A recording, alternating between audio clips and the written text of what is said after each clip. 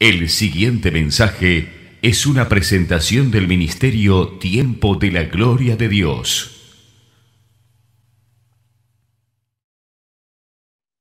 Buenísimo. Muy bien, queridos, qué lindo verlos. Entramos ya en ¿cuánto? El quinto día, ¿verdad? El quinto día. Wow, todos los días aprendiendo cosas impresionantes. Qué lindo, qué lindo. Y hoy tenemos también un tema fundamental, un tema precioso, un tema que nos va a abrir un poquitito más la capocheta para que podamos entender todas las cosas. Así que vamos a preparar la tierrita del corazón para que la semilla que se plante pueda producir frutos. Queridos, esto no es solo para que tengamos conocimiento, es para que podamos ver que realmente el Señor hizo una obra perfecta, amén, enteramente perfecta, ¿sí? Y Él fue así minucioso en su palabra. Por ejemplo, Él dijo 3 días y 3 noches, como Jonás. Ustedes que son una generación incrédula y perversa piden señal. Bueno, le voy a dar la señal de Jonás. 3 días y 3 noches. No son 36 horas, son 72 horas, ¿ok?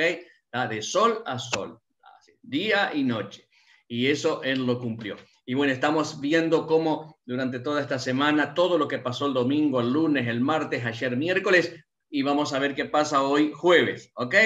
Así que yo voy a pedir al pastor Richard Muñoz, que hoy justamente es digamos, le pedimos prestado este tiempo, porque le correspondía a la Casa de Paz de la familia Muñoz Zapata, y bueno, y los pastores, como son, por así decirlo, anfitriones, le vamos a pedir entonces al pastor anfitrión que nos dirija en una oración para que preparemos nuestro corazón y luego ya seguimos con el programa. Ok, pastor, por favor. Bendito Dios, bendito Padre Celestial. Aquí estamos tus hijos reunidos, Señor, Padre, con un corazón agradecido, Señor. Te damos gracias por esta estrategia que has traído, Señor, de esta semana, santificación.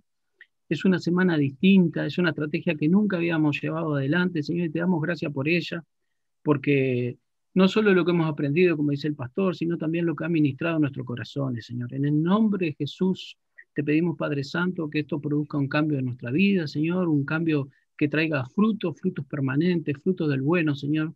Te damos gracias, papá. Te damos gracias porque sabemos que tú ya nos estabas esperando, Señor. Antes que empezara esta reunión, tú estás acá con nosotros, Señor. Te bendecimos, te alabamos, Señor. Bendito Dios. Y una vez más en este día nos presentamos delante de ti con un corazón abierto, con un corazón, Señor, sincero, Señor, con un corazón humilde que lo que pretende, Señor, es venir a humillarse delante de ti y pedirte, Señor, sí, ten misericordia de nosotros, Señor. Padre, ten misericordia porque sabemos que cada día, Señor, algo hacemos mal delante de ti, papá, y venimos arrepentidos porque lo que queremos hacer es agradarte. Entonces, Señor, en el nombre poderoso de Jesús, una vez más te pedimos, Señor, que tú estés obrando, que tú estés limpiando, que la sangre de Cristo nos cubra, nos lave, nos limpie, nos purifique, Señor, para que realmente seamos dignos, Señor, de poder llegar a tu presencia, Señor. Padre, limpia nuestro corazón, nuestros labios, nuestra mente, Señor. Te bendecimos, Señor. Te decimos que queremos que seas lo primero en nuestra vida y aprovechamos, Señor, esta oportunidad que estamos los hermanos reunidos acá en forma virtual para orar por aquellos hermanos de la congregación que están pasando, Señor, un trance difícil, por una situación de salud complicada. Sí, papá, en el nombre de Jesús sabemos que hay poder en el acuerdo, Señor. Y en el nombre de Jesús puesto de acuerdo, nosotros declaramos, Señor, una recuperación sobrenatural sobre todos aquellos hermanos que en este momento estén cursando alguna enfermedad. No solo el tema de COVID, Señor, sino cualquier otra enfermedad, porque sabemos que hay hermanos que están padeciendo otras enfermedades. En el nombre de Jesús nosotros declaramos, Señor, que tu obra es perfecta, tu obra es completa, tal cual decía recién el apóstol, Señor. Padre, y nosotros sabemos que tú no nos vas a dejar, Señor, con una sanidad media. Sabemos que lo tuyo va a ser completo, Señor. Te damos gracias por eso, te damos gracias por este tiempo. Bendecimos a todos los hermanos que se han podido conectar, pero también bendecimos a aquellos que no lo han podido hacer por distintas razones, Señor. En el nombre de Jesús, papá, dejamos esta reunión en tus manos, Señor. Te damos gracias, la gloria, la honra y la alabanza sea para ti. Amén. Y ahora, Señor, amén y amén, le damos la palabra al pastor Seropián, Señor. Gracias. Amén. Bueno, muchas gracias, Pastor Richard. Muchas gracias, Pastor Miguel. Muy bienvenidos a todos, muy buenas noches. Gracias, Pastor Esmuño, por prestarnos el tiempo de vuestra Casa de Paz para esta ocasión tan especial que es la Semana Santa, este día jueves. También queremos aprovechar para agradecerle al hermano Mario Páez, que siempre es el sostén, es el detrás de cámara de todas estas reuniones. Así que muchas gracias también. por su colaboración. Bueno, vamos a comenzar en este día hablando de lo que pasó el día jueves de la Semana Santa, y vamos a comenzar con un pasaje que se encuentra en Juan, capítulo 19, versículo 31, que dice así, dice: entonces los judíos, por cuanto era la preparación de la Pascua, a fin de que los cuerpos no quedasen en la cruz en el día de reposo, pues aquel día de reposo era de gran solemnidad, rogaron a Pilato que les quebrasen las piernas y fuesen quitados de allí. Esto es, digamos, como para enganchar con lo que habló el pastor en el día de ayer, ¿sí? Esto se refiere al día miércoles, se refiere al día en que Jesucristo y los otros dos ladrones fueron crucificados. Siempre se da la confusión de que seguramente Jesús fue crucificado un viernes, porque ahí dice que después venía un día de reposo. Pero esto ya lo aclaró el pastor y de hecho aquí lo vamos a volver a aclarar. Lo que pasa es que la palabra sábado, como ven ustedes ahí, día de reposo, sábado en griego, era la palabra que se utilizaba no solo para el día sábado, sino para mencionar la existencia de un feriado. ¿Sí? Se utilizaba la misma palabra, la palabra sábado significa feriado, significa día en que no se hace trabajo, ¿sí? O día de reposo. Pero acá aclara el apóstol Juan que era un día de reposo de gran solemnidad, entonces es un día de reposo especial, no es cualquier sábado. Por eso Juan hace esta aclaración, porque no se estaba refiriendo al sábado del calendario, al sábado de la semana, a lo que para nosotros es el sexto día de la semana, para ellos era el séptimo, sino que se está refiriendo a un feriado, que en esta ocasión cae en el medio de la semana. Pero para hacer más claro el asunto, tenemos a Lucas, que Lucas era, como buen griego que era Lucas, tenía que hacer ciertas aclaraciones cuando escribía las cosas, y en Lucas 23:56 dice: y vueltas, estos son las mujeres, prepararon especias aromáticas y ungüentos, y descansaron el día de reposo conforme al mandamiento. Y acá sí se está refiriendo al día sábado, ¿sí? Al día que viene después del viernes, que fue el día en que las mujeres fueron a comprar las especias, pero eso es tema para el día de mañana. Pero la aclaración que hace acá Lucas es bien interesante, dice: descansaron el día de reposo conforme al mandamiento. Día de reposo conforme al mandamiento, ese sí es el sábado del final de la semana, ¿sí? Porque ¿a qué mandamiento se está refiriendo? Al mandamiento, a uno de los 10 mandamientos que dice: acuérdate del día de reposo para santificarlo, ¿sí? Entonces, cuando la Biblia dice día de reposo conforme al mandamiento, sí se está refiriendo al sábado. Cuando la Biblia dice en otra ocasión día de reposo muy solemne, no necesariamente se está refiriendo al sábado.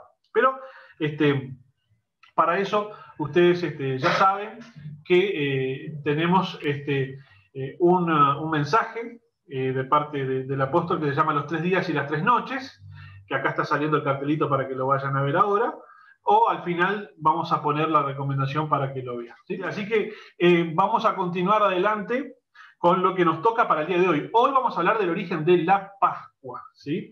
Porque para los judíos en el día de ayer empezó la fiesta llamada Pascua, hoy empieza la fiesta llamada de los panes y levadura, pero ellos le llaman Pascua a todo, ¿verdad? Así que vamos a empezar con lo que es el día de la Pascua para nosotros. Y vamos a leer Éxodo 12. En Éxodo 12 vamos a estar encontrando algunas de las primeras referencias para la Pascua. Ahí tenemos Éxodo capítulo 12 del 1 al 2 y dice así, dice: habló Jehová a Moisés y a Aarón en la tierra de Egipto diciendo: este mes os será principio de los meses, para vosotros será el primero en los meses del año. Así comienza el capítulo 12 de Éxodo, que es el capítulo que nos va a dar toda la explicación de qué es y qué significa la Pascua, ¿sí?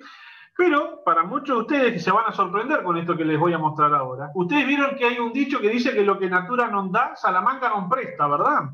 Bueno, en este caso sí, Salamanca nos presta este comentario bíblico que usted ve acá abajo de la Universidad de Salamanca, que dice lo siguiente, y mire qué dato interesante que nos da.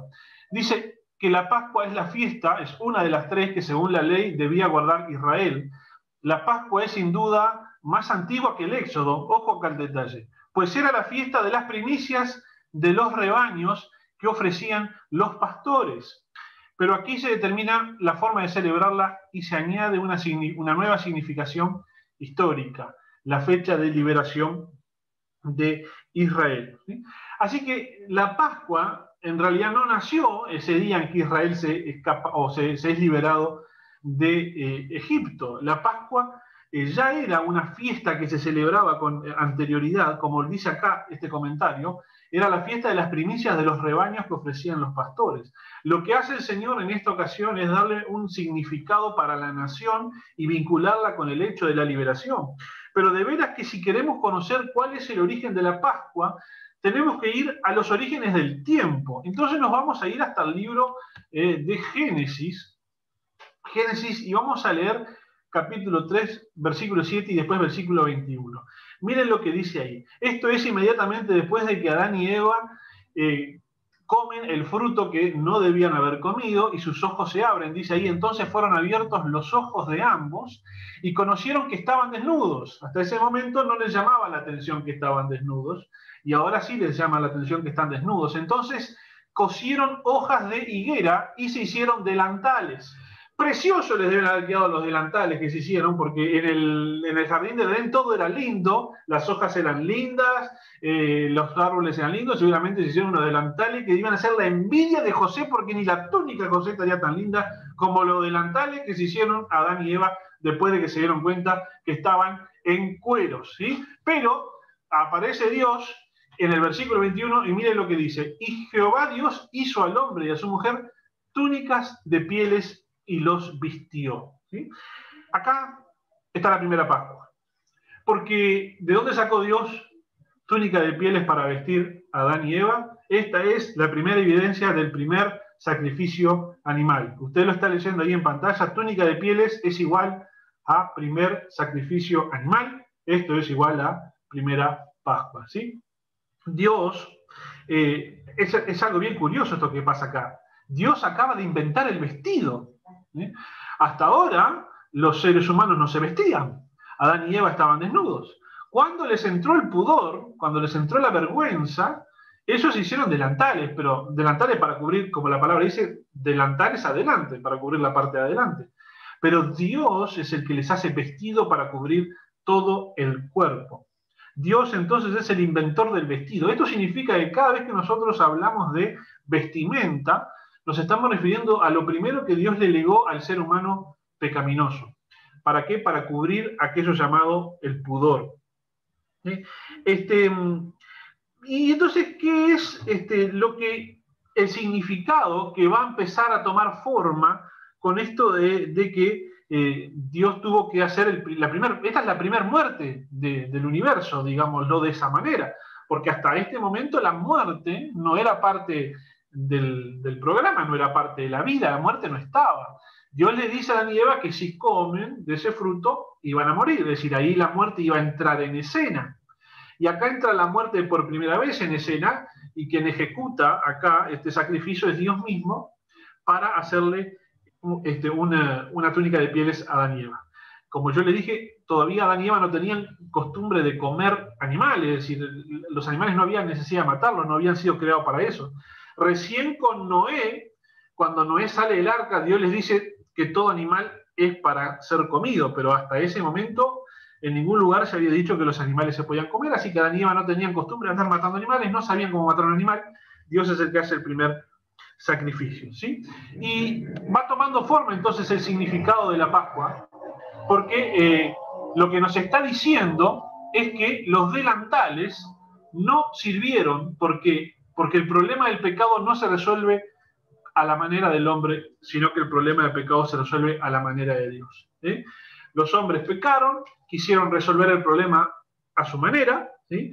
Y se inventaron una solución que era el delantal. Y Dios viene y dice: no, señores, la solución para el pecado no es la que a ustedes se les ocurra, la solución para el pecado es una sola, y es esta que yo les voy a presentar a partir de este momento. Así que la Pascua es una cosa que surge desde el primer día con un claro mensaje de parte de Dios de que el hombre tiene un problema, que ese problema se llama pecado y que ese problema no se resuelve sino con una muerte. ¿Sí? El pecado es un problema para el ser humano y la solución para el pecado implica necesariamente una muerte. Aquí Dios empieza a mostrar, empieza a dar las primeras señales de lo que sería luego lo que nosotros pudimos ver y ser testigos como es el sacrificio de Cristo. ¿Sí? Esta es de las primeras señales. El pecado es un problema para el hombre y este problema se tiene que resolver con una muerte. Y además, Dios está dejando establecido de esta forma cuál es la manera correcta de acercarse a Dios. La manera correcta de acercarse a Dios es con la ofrenda de un primogénito de las ovejas, es decir, con un cordero. ¿Sí? Acá el relato bíblico no dice que Dios haya matado un cordero para hacer las túnicas, pero queda en evidencia esto, más adelante lo vamos a ver. Pero queda claro el mensaje que Dios le da a Adán y Eva. Ustedes a partir de ahora, si se quieren acercar a mí, tienen un problema que se llama pecado. Y para resolver ese problema se resuelve con una ofrenda de un cordero que sea primogénito. Y lo que vamos a ver a partir de ahora es que este conocimiento se fue transmitiendo de una generación a la otra en forma verbal, ¿sí? Y se convirtió en una doctrina que se fue conservando gracias a que se fue transmitiendo de padres a hijos. Y esto es lo que vamos a ver a continuación. Vamos a ver cómo esto lo van a ejecutar los hijos de Adán y Eva. Esto se repite, aquí nace la Pascua como ofrenda a la primicia de los rebaños, que esto era lo que decía el comentario de la Universidad de Salamanca que yo le mostré al principio, ¿sí? Que los pastores ofrecían las primicias de sus rebaños entonces, en esa celebración. Y acá tenemos sí ya lo que viene después. Este es lo que pasa después con Adán y Eva cuando son padres. Génesis 4. Conoció Adán a su mujer Eva, la cual concibió y dio a luz a Caín, y dijo: por voluntad de Jehová he adquirido varón.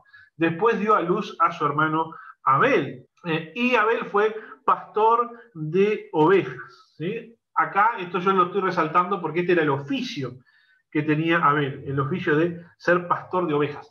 Y Caín fue labrador de la tierra. Y aconteció andando el tiempo que Caín trajo del fruto de la tierra una ofrenda a Jehová. Y Abel trajo también de los primogénitos de sus ovejas de lo más gordo de ellas. Fíjense en el detalle, Abel lo está haciendo bien, está trayendo de sus ovejas, de los primogénitos, de lo mejor que tiene, de lo más gordo de ellos. ¿Por qué? Porque Abel sabía, así se lo habrían transmitido sus padres, qué era lo que había que hacer para darle una ofrenda aceptable a Dios. Y miró Jehová con agrado a Abel y a su ofrenda, naturalmente, está haciendo todo bien, pero no miró con agrado a Caín y a la ofrenda suya, y se ensañó Caín en gran manera y decayó su semblante. Acá vemos que Abel conocía a la perfección la ordenanza que Dios había dejado de cómo se le debía adorar. Y vemos, ahora no, pero un poquito más adelante vamos a ver, que la ofrenda de Caín no era aceptable para Dios porque Caín ya era una mala persona, ¿sí? Y esto lo vamos a ver ahora a continuación. Dios acepta o no una ofrenda de acuerdo al corazón de las personas, ¿sí? Lo cierto es que a estas alturas Caín ya se había dejado dominar por el pecado porque Caín no estaba tratando adecuadamente con su pecado. Caín no estaba manejando de manera correcta el asunto del pecado. ¿Sí? Yo les mostré al principio que el pecado se maneja como Dios dice que se tiene que manejar, no como al hombre se le ocurre que se tiene que manejar. Adán y Eva lo resolvieron a sus maneras, hicieron unos delantales preciosos, pero Dios quitó eso y lo sustituyó por su solución para el pecado. Y Caín era una persona que no estaba logrando manejar adecuadamente el asunto del pecado. Por eso Caín ya era una persona mala. ¿Sí? Y nosotros esto lo vamos a ver evidenciado cuando seguimos leyendo a partir de ahora los siguientes versículos. Génesis 4:7. Dios le está hablando a Caín y le dice: serás aceptado si haces lo correcto. Es decir, que Caín ya no hacía lo correcto. Pero si te niegas a hacer lo correcto, entonces ten cuidado, el pecado está a la puerta, al acecho y ansioso por controlarte, pero tú debes dominarlo y ser su amo. ¿Sí? Esto es Génesis 4:7 en versión Nueva Traducción Viviente.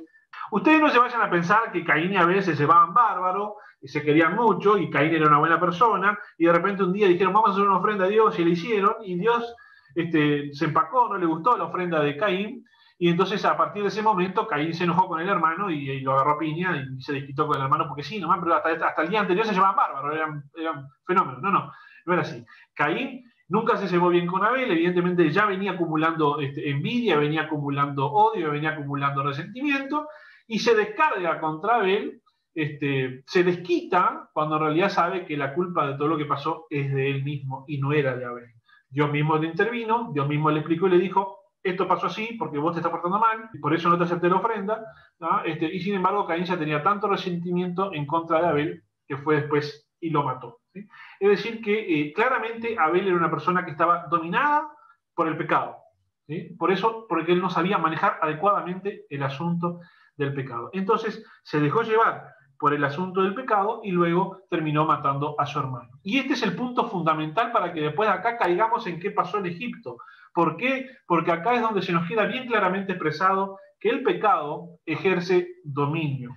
El pecado ejerce dominio. Pecado es igual a dominación. O, de otra manera, podemos decir que el pecado es esclavitud. Si el pecado me domina, entonces yo puedo decir que el pecado es esclavitud.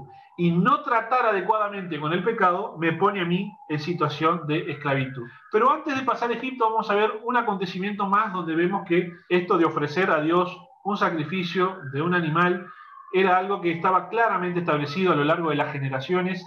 Y acá tenemos a Noé, que de acuerdo al relato bíblico vive 10 generaciones después de Adán, y dice, edificó Noé un altar a Jehová y tomó de todo animal limpio y de toda ave limpia y ofreció holocausto en el altar. Noé era otro que sabía cómo debía acercarse a Dios y qué era lo que había que ofrecer.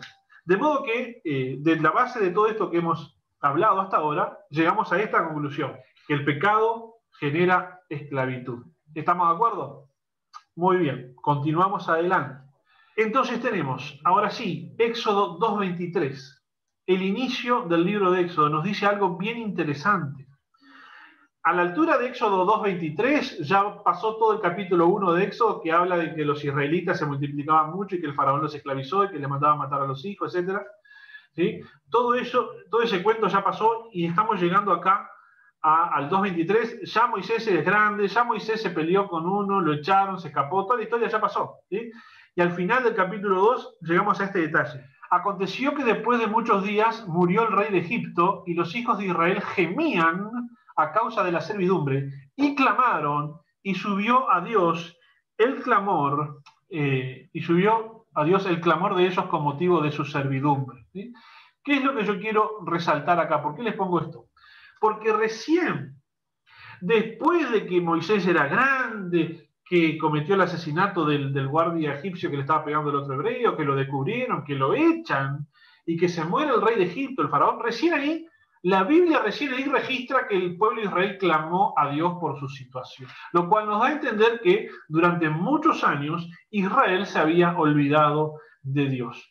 Israel, las generaciones siguientes después de la de José, así como la Biblia dice que vino un faraón que no sabía nada acerca de José, las siguientes generaciones de Israel se olvidaron, dejaron de lado al Dios de sus padres, Abraham, Isaac y Jacob, se mezclaron fácilmente con las costumbres egipcias, adquirieron muchas de sus adoraciones, eran idólatras también, eso se va a ver ahora en un ratito, yo se los voy a demostrar, ¿sí? Es evidente por la conducta que tiene Israel más adelante, y recién ahora se acuerdan de clamar a Dios de sus padres, Abraham, Isaac y Jacob, y la Biblia dice que Dios los miró y los reconoció. Así que ya hace tiempo que Israel se había olvidado de Dios. Y esto es evidente porque Israel, a lo largo de la historia que prosigue de esto que estamos leyendo, Israel siempre fue una nación con una gran carga de idolatría. Ese fue uno de los grandes pecados que Israel siempre tuvo y que le costó enormidades poder sacárselo de encima, ¿sí? Y nosotros vamos a ver, por ejemplo, el becerro de oro. ¿Qué es la ocasión del becerro de oro? Sino la manifestación clara de que cuando Israel ya no tenía a Moisés a la vista, no se le ocurrió otra cosa que armarse un ídolo y adorar a ese ídolo y decir, bueno, este es el Dios que nos sacó de tierra de Egipto, ¿sí? Es que ya tenían enraizadas esas formas de manifestarse, esas formas de llevar adelante la vida. Pero también nosotros, hay un detalle en el libro de Éxodo, capítulo 12, por ahí al final, que dice que junto con Israel salió toda clase de gente, dice la Biblia. Es decir, que no solamente eran los hijos de Israel los que salieron de Egipto en ese día del Éxodo, sino que otra gente también, porque probablemente egipcios o de otras naciones, se fueron junto con ellos, probablemente también esclavos, ¿no? Se fueron junto con ellos y llevaron sus costumbres, se llevaron sus cultos religiosos, y eso fue siempre un problema para Israel. Pero además miren esta evidencia que hay acá en Números capítulo 25. Esto es genial, porque esto viene después del famoso evento ese del profeta Balaam, que supuestamente lo habían traído para que maldijera a Israel, ¿verdad? Y que hasta el burro le habló para que el tipo no fuera. Bueno, después de toda esa historia fantástica, viene este acontecimiento que es genial. Dice, moraba Israel en Sitín, y el pueblo empezó a fornicar con las hijas de Moab, las cuales invitaban al pueblo a los sacrificios de sus dioses, y el pueblo comió y se inclinó a sus dioses. Así acudió el pueblo a Baal Peor, y el furor de Jehová se encendió contra Israel. Fíjense nada más, qué espantoso esto, ¿no? Porque están en el medio del desierto, y en su trayectoria por el desierto, en algún momento acampan muy cerca de la nación de Moab, y dice que las mujeres, las hijas de Moab, invitaban al pueblo a sus festicholas, ¿sí? Vengan para acá, déjense del maná ese, porque claro, yo me imagino los israelitas ya estaban cansados de comer maná todos los días, y estas vinieron y les ofrecieron un asadito, les ofrecieron una picadita, con el escote medio ahí provocativo, vénganse con nosotros, y se fueron a hacer sus fiesticholas y adorar a los dioses de los moabitas, que eran más divertidos que adorar a Jehová, porque por lo menos, habían chicas para divertirse, ¿verdad? Se lo ilustro de esa manera, más delicado no puedo ser, está ahí el texto bíblico, usted lo puede leer, ¿verdad? Pero es decir, la facilidad con la que Israel abandonaba el culto a Dios por irse a cultos a otros dioses. Todo esto es la evidencia de que, se lo estoy mostrando porque esto es la evidencia de que en Egipto Israel se olvidó de Dios. Generaciones tras generaciones se fueron olvidando de Dios, y esa fue la causa por la cual el faraón pudo esclavizarlos de manera tan fácil. Israel se dejó esclavizar porque se alejó de Dios, adoró a otros dioses, y como lo venimos diciendo desde hace un rato, el pecado genera ¿qué? Genera esclavitud. Así que cuando los israelitas se dieron al pecado de la idolatría, enseguida lo que vino fue la esclavitud, ¿sí? Entonces, acá lo que tenemos es que el resumen de lo que les acabo de decir: Israel se alejó de Dios en Egipto, el pecado es dominio, es esclavitud, Israel resultó dominado por Egipto, Israel es esclavo del pecado, ¿sí? Así que esto es, ahora sí hemos llegado a la situación donde se va a dar la primera Pascua, digamos, desde el punto de vista formal, desde el punto de vista ritual, desde el punto de vista de la ley, ¿sí? Como un acontecimiento que va a celebrar la libertad de la consecuencia del pecado. Israel iba a ser civilmente libre de Egipto, ¿sí? Israel iba a dejar de ser esclavo de Egipto, ¿sí?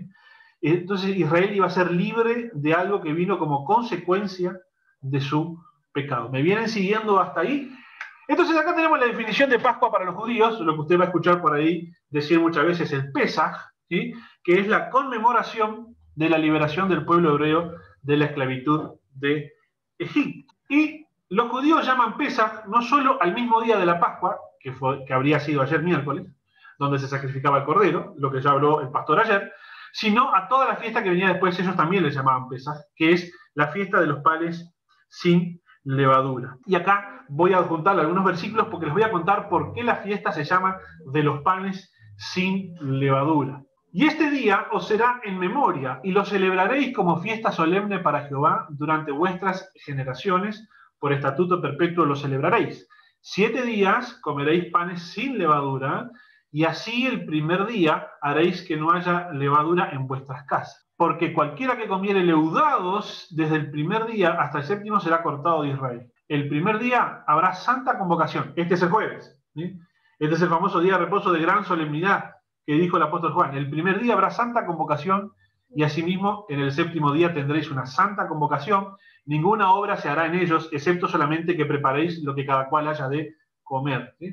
Este es un día de reposo, ¿sí? O sea, por eso dice no se hará obra en ellos. Día de santa convocación se hacía al día número 1 y se hacía luego al día número 7, ¿sí?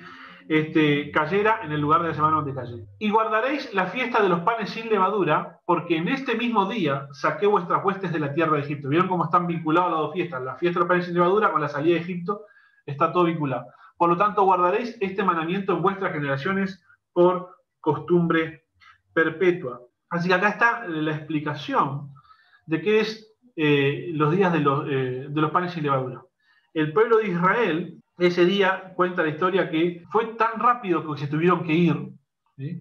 fue tanto el apuro que tenían para irse, porque los egipcios directamente lo echaban, ¿sí? Que no les dio tiempo de hacer toda la preparación del pan y poner la levadura, hacerlo, y así como estaba se lo llevaron.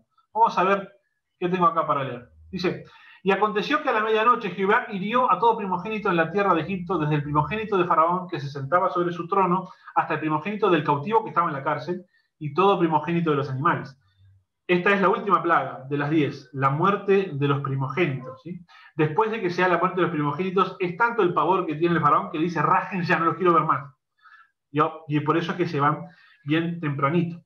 Pero fíjese qué interesante es que esta haya sido la última plaga y que se hayan muerto todos los primogénitos de todas las personas y también los primogénitos de los animales. Esto tiene un significado en cuanto a los cultos idolátricos que tenían los egipcios.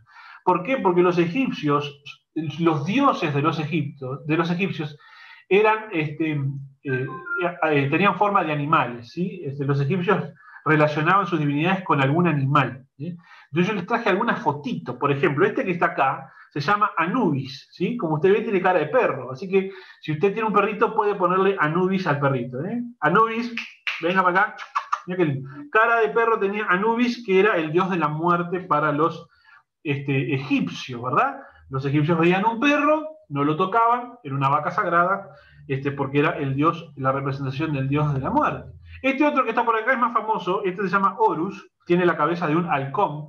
Yo sé que a alguna gente le gusta tener loros y canarios en la casa. Si usted llega a tener un halcón, póngale Horus, está bien, por lo menos va a ser un halcón culto. Sí, Horus era como el dios más elevado que tenían los egipcios, y seguramente usted habrá visto esta figurita que le voy a poner por acá en algún lado. Este es el famoso ojo de Horus, que a la gente le encanta tatuárselo. Esa foto es de un tatuaje, ¿sí? A la gente le encanta tatuarse el ojo de Horus, porque el ojo de Horus le trae protección, le trae sanación, ese tipo de cosas. Bueno, imagínense los hebreos pintándose el ojito de Horus por todos lados, por generaciones, ahí cuando estaban metidos en Egipto, ¿verdad? Bueno, si usted vio alguna vez ese ojito, seguramente lo vio en varios lugares, sepa que ese es el ojito de uno de los dioses de los egipcios que tenía forma de halcón, y si había algún halcón volando por Egipto ese día, el hijo se le murió, quédese tranquilo, ¿sí?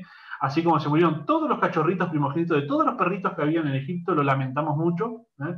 Pero era la forma en que Dios le demostraba a los egipcios, en una forma contundente, que esos animales no eran dioses de nadie, que no tenían ninguna capacidad de hacer absolutamente nada, que era un invento, ¿verdad? Y que solo hay un Dios verdadero, ¿sí? Pero para que no se me aburra, le traje más dibujitos. Este de acá es Sobek, es el dios egipcio que tiene forma de cocodrilo. Dicen que del sudor de este cocodrilo nació el río Nilo. Imagínense qué cocodriloso grandote era, ¿no? Pero bueno, ellos creían que el río Nilo, que era la fuente de su fertilidad y de toda su existencia, había nacido de un cocodrilo. Bueno, si habían cocodrilos en el Nilo, todos los cocodrilitos primogénitos se murieron ese día. Y este me encanta porque este es genial. El gatito, ¿sí? El gatito es la diosa Bastet, diosa de la protección, del amor, de la armonía. ¿Usted sabe cuánta gente se compra estatuillas así de gatito y se la pone en la casa para que le traiga amor, armonía y vaya a saber qué cosa? La verdad que los egipcios son unos cracks porque han atravesado milenios y la gente sigue, yo no sé si a sabiendas o sin saber, pero sigue adorando sus mismos dioses, ¿verdad? Así que si usted ve en algún lugar algún gatito de esos puestos, bueno, en este caso es una divinidad egipcia, ¿sí? También hay muy de moda, creo que es, no sé si es un osito o es el que hace con la manito, el que saluda con la manito, es un gatito también, sí, pero ese ya me parece más hindú, algo así, ¿no? Pero las cosas no han cambiado mucho, como usted podrá ver, desde la época en que Israel estaba esclavizado hasta el día de hoy. La gente sigue a veces creyendo en estas cosas. Y la idolatría es el rasgo característico de las personas que no tienen a Cristo. ¿Por qué es el rasgo característico de las personas que no tienen a Cristo? Porque las personas que no tienen a Cristo no tienen esperanza. No tienen esperanza acerca del futuro. No tienen esperanza de un futuro mejor. No tienen la esperanza de un final glorioso, como si la tenemos nosotros, que seguimos al Señor Jesucristo. Por lo tanto, lo único que le queda a la gente es tratar de conocer o de influenciar en su futuro más inmediato. Por eso las personas apelan muchas veces a la astrología, al horóscopo, ese tipo de cosas, porque ¿qué es lo que una persona quiere conocer cuando consulta el horóscopo? Quiere saber qué va a pasar mañana, pasado y traspasado, ¿verdad? Porque después ya tiene que comprar el horóscopo la semana que viene a ver qué le va a pasar después. Es esa obsesión por conocer mi futuro más inmediato, a ver de qué manera puedo evitarlo si es malo o influenciar en él si quiero modificarle algo. Porque la preocupación de la gente que no tiene a Cristo es esa, el futuro de ahora, dentro de 2 o 3 días.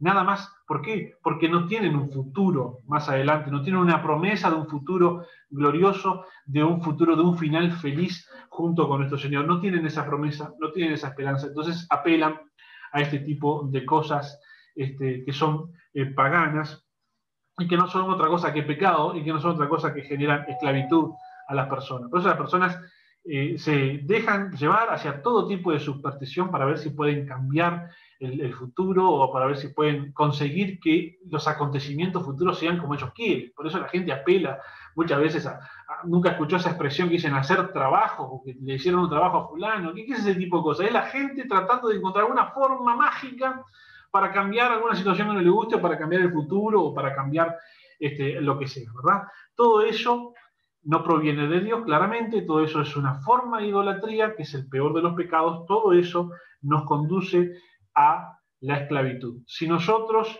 como hijos del Señor, llegamos a poner un pie ahí, llegamos a juguetear, coquetear con ese tipo de prácticas, podemos estar metiéndonos en un terreno muy peligroso, ¿sí? Esta es un poco el origen, la explicación acerca de lo que era la Pascua. Pascua tiene que ver con el pecado, tiene que ver con cómo manejamos el pecado y tiene que ver con que hay una sola forma de manejar el pecado de cada mente, la forma que el Señor dispuso. Pecadores, arrepentimiento. Arrepentimiento, pedir perdón y agradecer a Jesucristo que Él llevó el castigo por nosotros, por esos pecados y que Él tiene ganas de perdonarnos a todos, ¿sí? Pero hoy empieza la fiesta de los panes sin levaduras, ¿sí? Y no nos vamos a ir, al menos que le explique un poquito qué significa que los panes no tenían que tener levadura. Así que vamos a volver a la presentación, porque vamos a seguir leyendo. Vamos a sacar estos bichos de acá.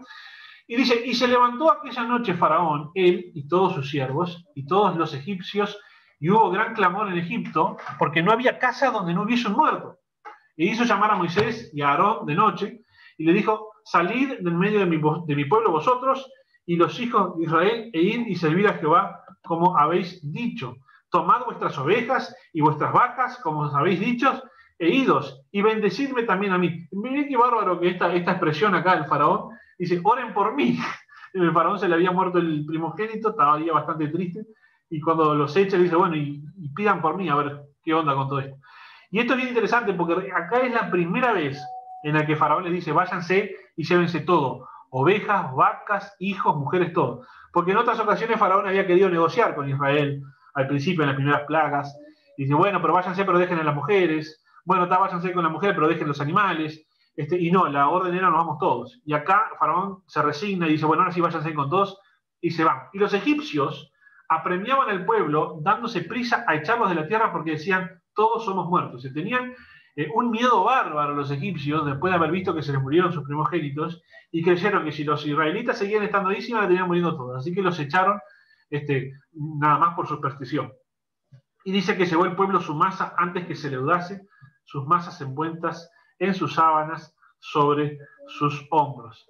Esta es la razón por la cual la fiesta se llama de los panes sin levadura, porque el pueblo de Israel estaba tan apurado por irse, porque los egipcios los estaban apremiando para irse, que no les dio tiempo de realizarle a la masa toda la preparación que había que realizarle. Así nomás como está sin levadura, nos las tenemos que llevar. Se la envolvieron en sábanas, se la llevaron, y lo que resultó de eso fue un pan chatito, tipo una galleta sin levadura, ¿sí? Y eso fue lo que comieron. Entonces Dios estableció una celebración de 7 días de comer solamente ese tipo de pan. Ya no era por el apuro, ya no era porque no pudimos hacerlo, sino que ahora era a propósito. A propósito, cada año después de la Pascua vienen 7 días donde el pan lo tenés que hacer así, sin levadura. Y aquí hay otra explicación de lo mismo. Dice, y cocieron tortas sin levadura de la masa que habían sacado de Egipto, pues no había leudado, porque al echarlo fuera los egipcios no habían tenido tiempo ni para prepararse comida. Esto fue así, rapidísimo. Ahora, la levadura tiene un simbolismo, que es un simbolismo muy claro en la palabra del Señor a lo largo de toda la Biblia, que es el pecado. La levadura representa al pecado, ¿sí? Y nosotros vamos a ver un ejemplo que para mí es muy muy ilustrativo de una cosa que ocurrió en la iglesia de Corintios, que nos va a explicar claramente cómo funciona el pecado y por qué nosotros comparamos al pecado con levadura. Ustedes saben que la levadura hace crecer la masa. Entonces, un pecado lleva a otro, y lleva a otro, y lleva a otro, y hace crecer toda una circunstancia donde después vos te estás envuelto en una masa enorme de pecado de la cual no te podés salir. Porque el pecado, recuerden, es esclavitud. Y dice 1 Corintios 5:1, de cierto se oye que hay entre vosotros fornicación, y tal fornicación cual ni aún se nombra entre los gentiles, tanto que alguno tiene la mujer de su padre. Fíjense lo que ocurría en la iglesia de Corintio. Había un hermano, un cristiano de la iglesia de Corintio, que, bueno, se llevaba demasiado bien con la mujer de su padre, con la madrastra. Esto era una relación prohibida por la ley judía, prohibida por la ley romana. Además, esta mujer, la madrastra de este señor, ni siquiera era cristiana, era pagana, ¿sí? Porque nosotros a lo largo de este capítulo, si seguimos leyendo, Pablo no está enojado con la mujer, no tiene ningún problema con la mujer, porque evidentemente la mujer no forma parte de la congregación, no forma parte de la iglesia. Este era un cristiano de la iglesia que no sabemos si el papá de él se murió o el papá de él se divorció de la mujer o no. Quizás la trama de esta novela era bastante más escandalosa. El hombre estaba haciendo buenas migas con la doña de su papá. ¿Sí? Y a ver si puse algo más. Sí. Entonces Pablo les dice a los corintios, no es buena vuestra jactancia. ¿Por qué le dice no es buena vuestra jactancia? Porque evidentemente los corintios sabían de esa situación, sabían de esa circunstancia y no hacían nada. ¿Sí? Ellos estaban como muy contentos y muy orgullosos de ser una iglesia muy abierta que acepta a todo el mundo y que no se mete en la vida de nadie, ¿no? Entonces tenían ahí a ese pecador que está viviendo con la mujer de su padre y ellos, bueno, no pasa nada, nosotros somos una iglesia de mente abierta, muy moderno, los corintios, ¿no?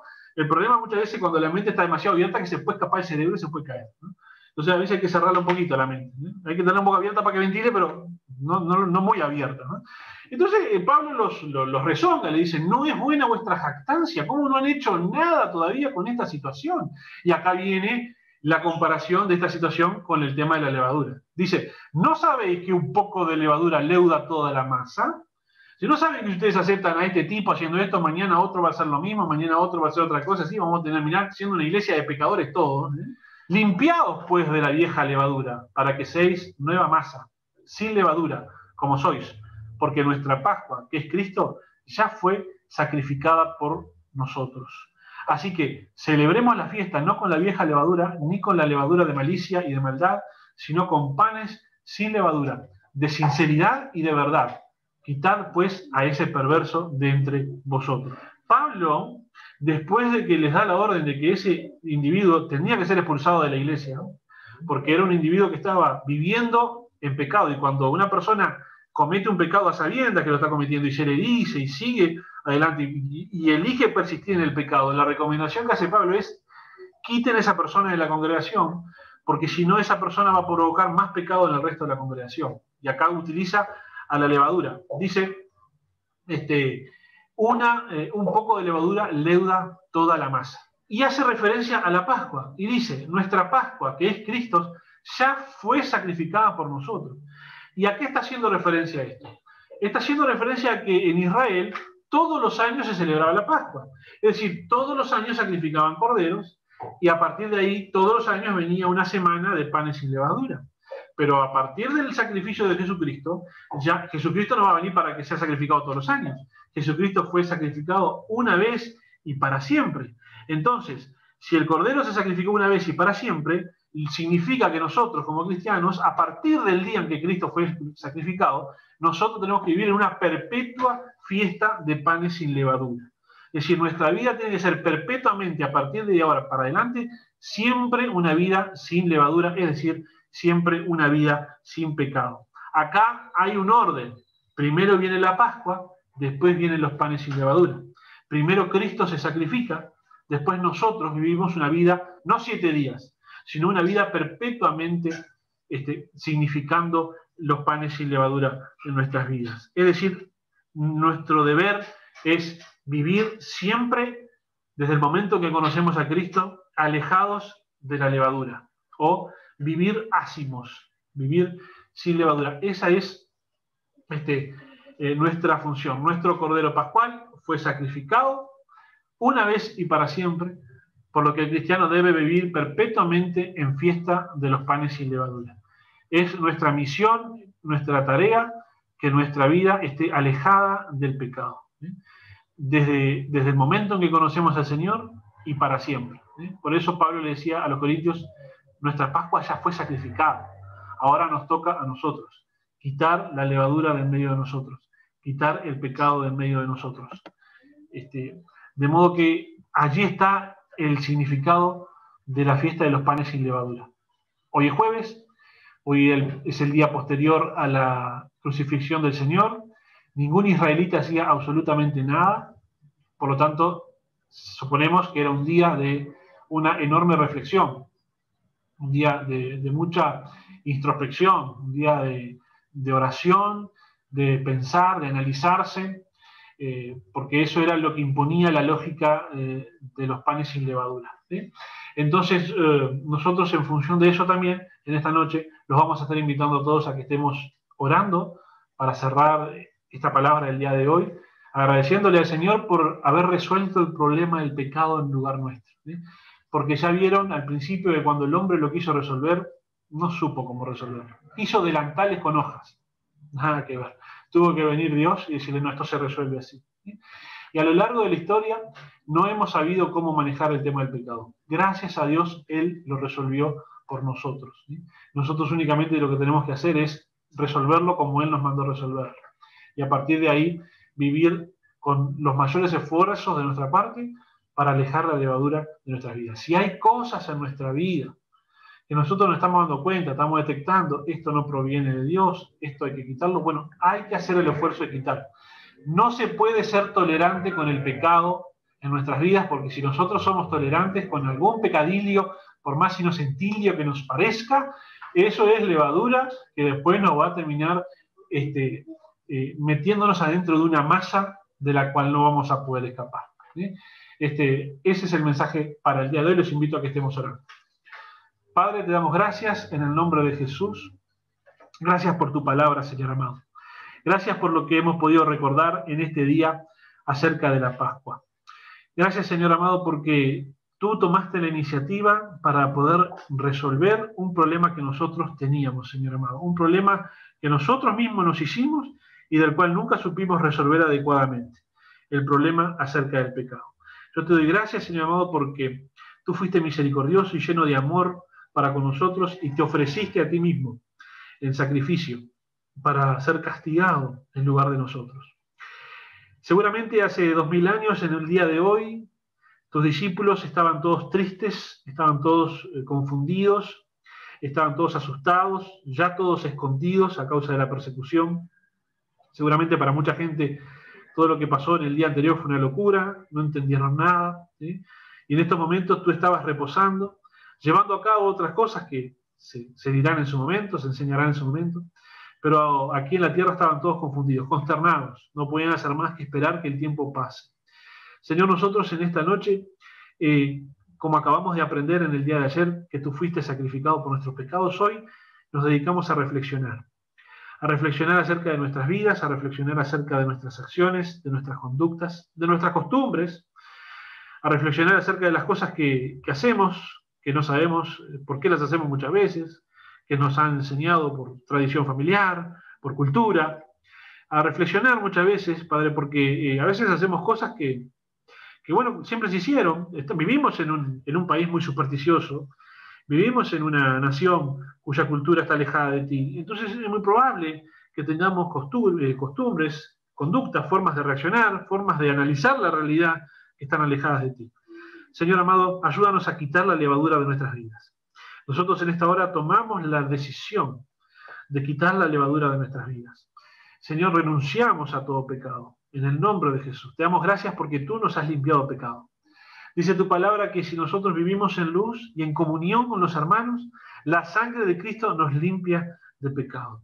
Por eso, Señor amado, nos mantenemos firmes en vivir en luz, es decir, en vivir una vida honesta, transparente, y en estar en la comunión con los hermanos, para que tu sangre preciosa nos limpie todo el tiempo. Te doy gracias, Señor amado, porque mis hermanos reunidos aquí en esta noche representan la comunión entre los hermanos.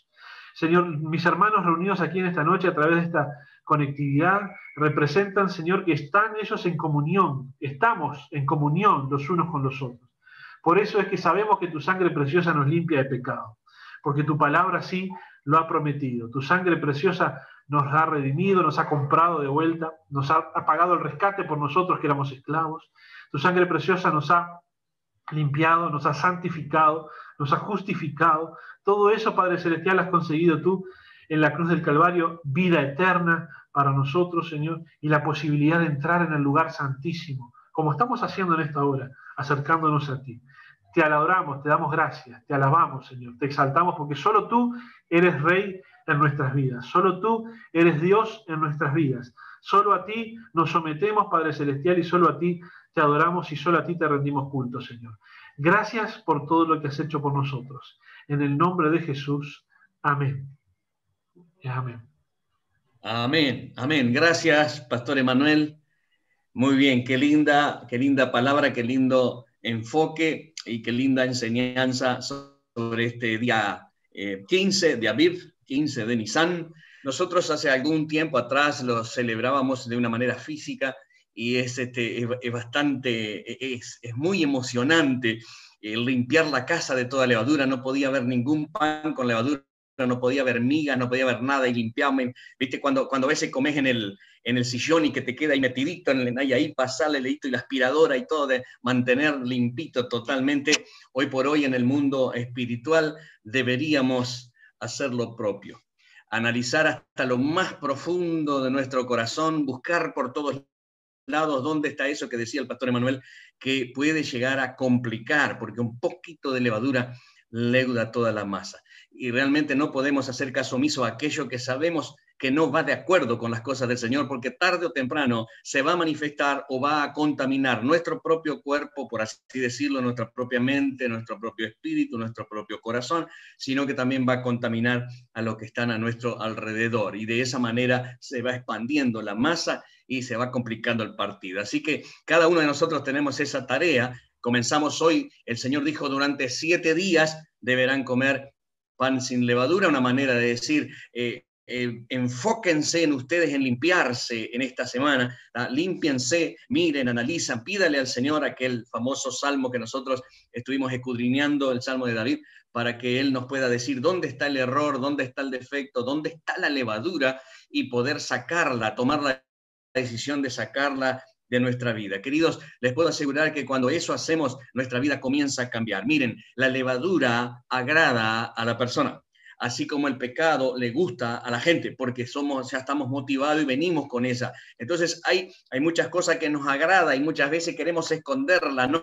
Abajo de la alfombra un poquito, que Dios no se dé cuenta, pero esto me gusta, porque a la carne le gusta. Entonces, pero si vos sabés que eso no va de acuerdo a lo que el Señor quiere, te puedo asegurar que el Señor te va a bendecir grandemente cuando vos haces las cosas que Dios te manda, y el gozo que viene de parte del Señor es superior totalmente al placer momentáneo que te puede dar ese poquito de levadura. Así que muchísimas gracias, Pastor Emanuel, por esta palabra, que en esta semana tomamos conciencia de que permitimos muchas veces un poquito de leudado, andamos medios inflados, no lo podemos permitir. Así que, queridos... Fue una presentación del Ministerio Tiempo de la Gloria de Dios.